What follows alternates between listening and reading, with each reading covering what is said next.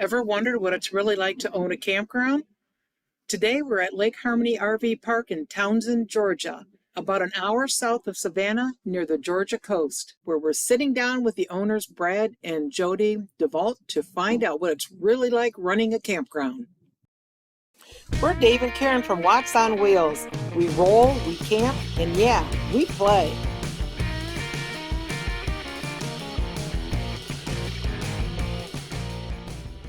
First, I want to thank you for taking the time to do this. I think that people are going to be they're really going to enjoy hearing your story. What inspired you to buy this campground? For me, it was the lake. Pretty much sold it. For me, it was having the water and something fun to play in, and the fishing and swimming and, kayaking. But what was really, we were looking for a warmer weather. We moved here from Colorado, so we wanted something in the southeast region of the country. And we both grew up camping in Oregon, and then, yes, lived in Campton, Colorado for 20-some years. And so I needed trees for sure. And so that was a big part of it. With this campground, we obviously were in the woods. And the other piece is, I don't want to I don't want to feel like I'm camping in a parking lot where you're just lined up in there and don't have any trees. This has, a lot of the campsites are different angles, some on lakes, some not. It just feels like camping to me. And so that was a big piece of it. How did you find this particular one, though? So we had been on different websites and Facebook groups that just focus on buyers and sellers of campgrounds. And so we were working on a few of those and just kept searching. It was a daily search. Right. That was our hobby in the evening after work, was searching for campgrounds. Before you did this, what were you occupied as? Jodi was in the mortgage business for 30 years, and I was a roofing contractor in Colorado for 36 years. Jodi was done with mortgages, so that's kind of what started it. She said, I need out. What was the condition of the park when you took it over? It was pretty run down. We've done a ton of stuff here. It might not look like it, but from siding, electrical, plumbing, I placed, I think, everything as far as ACs, heaters, washing machines, dryers. You built pedestals? A lot of them. Yeah. And upgraded more of them to 50 amp. Did you do a lot of that work yourself? Yes, you have to. Yeah. Let's say if you're a roofer, you'll probably have some construction background too. Yeah. With trees as well? Oh, yes, yeah. we had a lot of tree trimming and a lot of tree removal, actually. Even though we love the trees and want the trees, there were definitely some trees that just, they were either hazardous and needed to come down, or they were just impeding, big rigs comfortably being able to get in and out of the park. What surprised you most about owning a campground? I think a couple of things. One is the time constraints and the time that we do put into it. This was our plan of sort of a step into semi-retirement, and we thought that this was going to give us more free time. And it's been quite the opposite, honestly. So it's a 24/7 business, honestly. Oh yeah. So yeah, that's one of them. Was there a time frame that you were shut down to put this all back in order, or No. did you keep it running while you were doing all that? Yeah, it was running the whole time, yeah.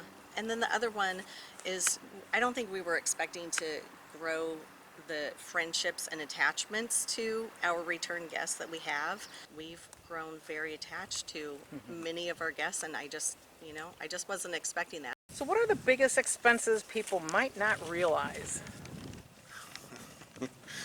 Well, property taxes is one of them. Yeah. We're on 57 acres here, but property taxes is huge. Insurance is another one.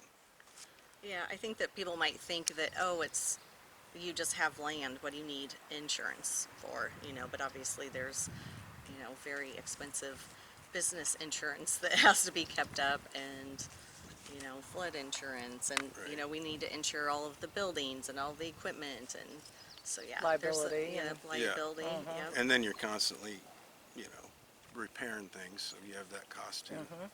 So I know you got some work campers here, but how many hours a week do you typically work?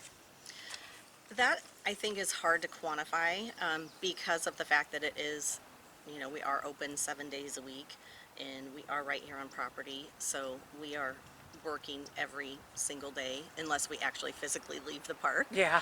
I would like to think and hope that maybe it averages out to about 45 hours a week, considering that we don't work, it's not like we're working from sun up to sundown every day, but, you know, we might be working at 9 or 10 at night one night, or 7 in the morning, or maybe we just worked for a few hours.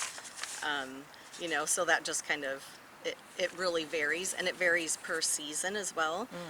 Some times of the year we actually have 2 sets of work campers, so we try to give ourselves a little bit more of a break and not work it as much. And then other times we have 1 set of work campers, so we're then, you know, truly covering the park 3 or 4 days a week. So Was this more of a lifestyle decision, or was it business investment, or a little bit of both? lifestyle. I'd say lifestyle. Yeah. Yeah. Yeah. It Yeah. definitely doesn't generate what we're used to. So, Yeah, or what people may think, you know, because there is such a large expense to it that people don't think about. Yeah. But yeah, it's a great lifestyle. Tell us about one of your toughest days as owners. Oh, wow. Well, Just one. yeah. Let's see.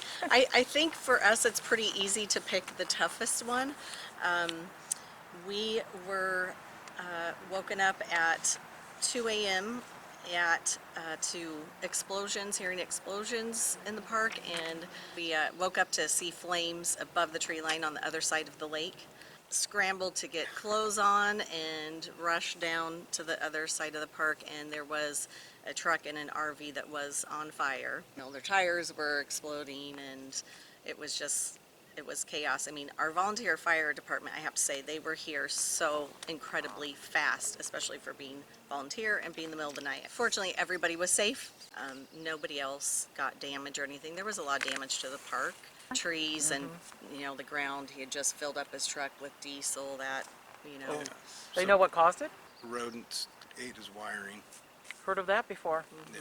What's something people assume is easy, but actually isn't? It's living on property. I'm sure that people probably think that, oh, that must be so nice. You live right here where you work. How easy this is that. And yes, the commute is fantastic. But there are also, you know, challenges to it as well. You're on 24/7. You know, there's not obviously any privacy really. It's not always the easiest because you just do feel like you are always at work, even if it is your day off. What has been the most rewarding moment since buying the park? I think just all the improvements we've done and seeing the change. We didn't realize how much needed to be done when we bought it until we really started digging. Do you ever regret the decision? I don't regret it. It's a little different than I was hoping, and I think Jody also, as far as time. We thought we'd have a lot more time, and we do. We can make time, but it's a lot better when we have 4 work campers here, because then we don't have to be out working the park at all. Yeah, just taking care of all the behind the scenes stuff too. Yeah. Yeah, and I mean, there's definitely moments every once in a while there that you think, oh gosh, what did we do? But no, for the most part, you know, it's great. We love it. Someone watching is thinking about buying a campground. What advice would you give them? They should be a general contractor. Need to be handy at everything, Yeah, and if you're not right now, get that way soon. because you really can't call somebody in for every little plumbing issue, electrical issue. What's the biggest misconception people have about owning a campground? I guess maybe people think that, oh, I love camping, and so owning a campground is going to be like I'm camping, and no, it's not like you're camping at all whatsoever. You don't get to sit around your own campfire and roast marshmallows. It is definitely a business. Is there Anything our viewers can do to make your job easier? Yes. Pick up after your dog, Absolutely. or just after yourselves too. Yes. Yeah, realize that the fire pit is not actually a trash can. Yeah. Tell us what it's like having work campers working for you. Day 2 or 3 of us taking over the park, and we received a phone call from our now current work campers, Lanny and Shelby, and they were traveling up north from Florida and just cold calling, looking for a work camping job. They are now still with us for, this is their 4th winter season.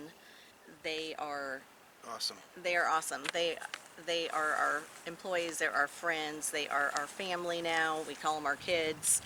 Um, yeah, we spent that first winter together. That was I think their second Yeah. work camping job, and this was obviously new to us. And so the 4 of us worked together every day that winter, and we learned the park together. We learned the business together. We fixed the park together and improved on it, and just, it's something that a bond that we will have forever. I noticed you got a reward sitting in your office there. Can you tell Yeah. me about that? Yes, we were received an award from RV Life for 2025 just for having really good reviews. And yeah, we're just so appreciative to our guests when they do give us a review on whatever app they have found us on. And we also, the month of December, won Business of the Month for our county that we're in, for McIntosh County. So what do you think makes your campground different from others in the area? Well, obviously, us having the freshwater lake is, nobody else in the area has that, so that's a huge one.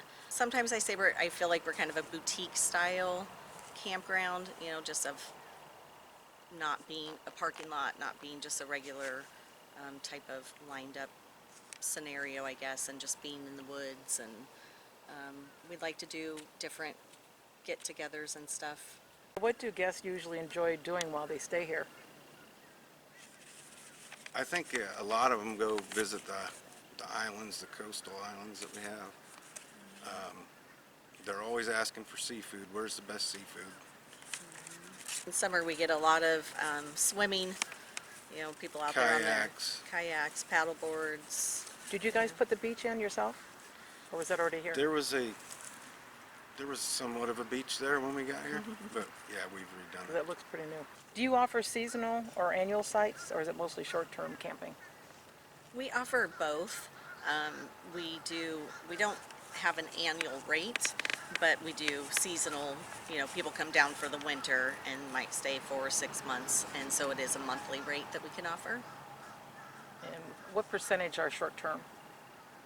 I would say in the winter, we are probably about 50-50.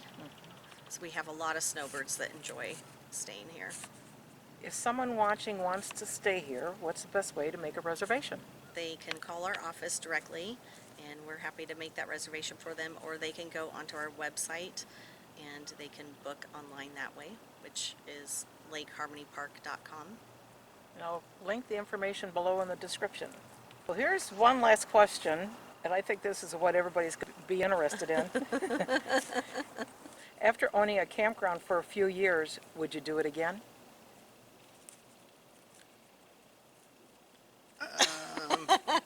I would, but I would definitely inspect a lot better on the next one before the purchase. Yeah. Oh, and he said the next one. Oh! What about you?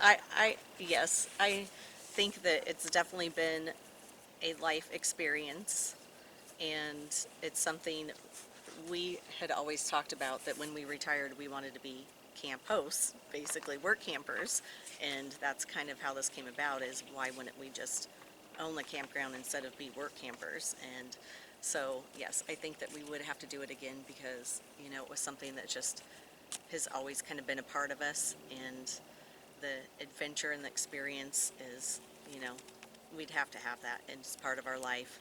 And the amazing people that we have met and just really made great, great friends with so many people that wouldn't have happened if we didn't own this. So, yep, we'd have to do it again. Well, Brad and Jody, thanks so much for sharing your story with us and what it's really like to run Lake Harmony RV Park, and appreciate you sharing your story with us. Yes, thank you so much. We appreciate you. If you're looking for a quiet campground with a beautiful lake and friendly owners, be sure to check out Lake Harmony RV Park. We'll put their website and contact information in the description below. Thanks for rolling with Watts on Wheels. Want to help our channel grow? Hit that thumbs up, subscribe, and click that bell, or we'll come Jeep chasing ya. Hey, and leave us a comment. Even a quick hello makes our day. So roll, camp, play, and maybe fix something, and have a beer.